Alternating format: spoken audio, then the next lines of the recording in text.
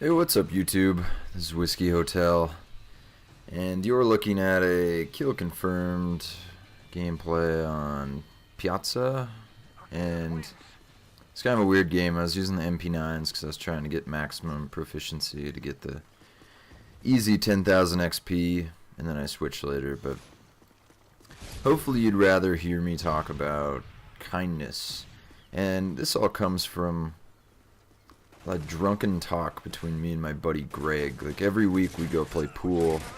Occasionally we have like a conversation like this where we think we're being profound, and I actually think that this was kind of a interesting thought. Like, we kind of realized, like, I had a few experiences in the past week that made me really question like how random acts of kindness are viewed in today's world. Like, a week ago I was heading to the bars to watch UFC, and as I was leaving my apartment complex like 100 yards away, I saw this kid on a skateboard just eat it really hard. He just slammed, and I just watched for a second. He didn't get right back up, so I turned off my turn signal and went straight, pulled up next to him, like rolled down my window, and was just like, "Hey man, are you okay? Like, I saw you slam." And he's like, "Oh, that hurts so fucking bad." And I was like, "Oh, are you alright? Do you need like a ride home or anything?" This kid was like probably 13 or something.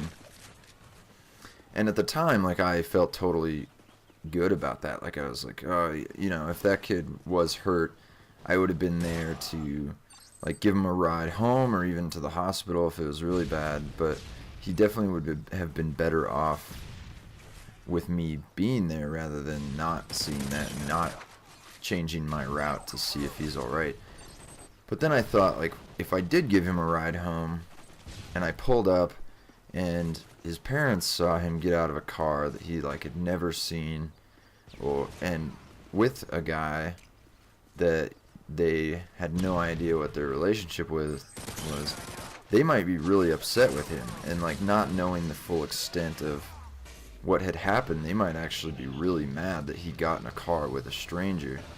And that's kind of a weird thing. And then sometime this week I went to Walmart to go grocery shopping, and as I was pulling in to get into the parking lot, I noticed a woman crossing the crosswalk, like a younger woman, but she looked like she was in a hurry and she was on foot. And I pulled in, and then when I went in the store, like, I kept running into her, like, in the aisles or whatever, and she just looked like really rushed. And it just like stuck with me for some reason. And then when I was leaving, she was also leaving at the same time. So I saw this woman like beginning to end. And she was walking down the street still on foot, and she just looked really uncomfortable carrying all these bags on her shoulders. Like, she was constantly adjusting them. They looked kind of heavy, and she was still looked like she was in a real hurry. And like, part of me really wanted to just pull up next to this girl and offer her a ride, because like, she just looked like, at that point in time, like, what she was doing was like causing her a lot of stress. Like, she looked like she was under a pretty strict time constraint. Like, she was hurrying everywhere. She was carrying these bags. She didn't look happy about that. Like, offering this woman a ride and like cutting her travel time by like who knows how long, I have no idea where she was going, might have been like the best thing to happen to that woman that whole day. But pulling up next to a woman and asking her if she wants a ride is definitely going to get like that other alternative. Like, the chick is naturally going to think like, oh, what's this guy's like real objective, or like, what do I have to do to get this ride, or, you know, where is he going to fucking like chop me up in little pieces, and, you know, who knows.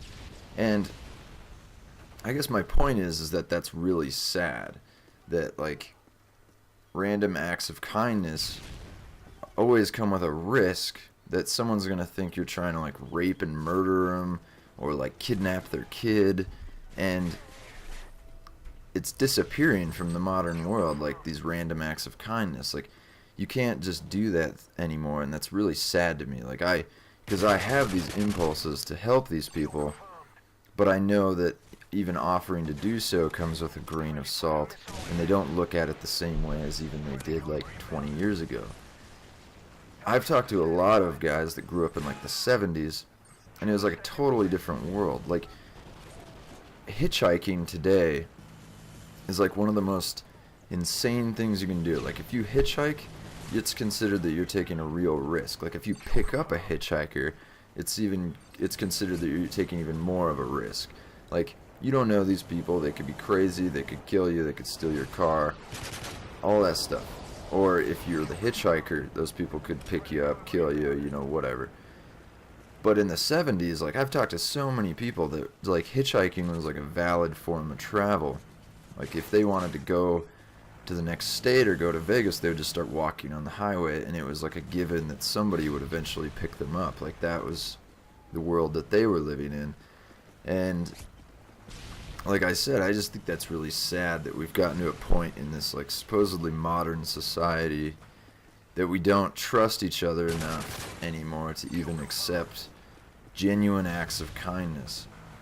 And obviously you need to, like, examine the situation if someone offers you something, but, like, me personally, like, I'm a mildly good-looking young guy. I dress nice. I drive a good car. Like, me offering to pick you up or offering to help you out with something shouldn't be that questionable. And I guess that's where I'm ending up in this commentary, is that if someone offers you help, like, look at the situation as a whole and just try to decide unbiasedly if you actually would appreciate their help. Anyway, that's all I have about that. Maybe I'll see you next time. Later, dudes.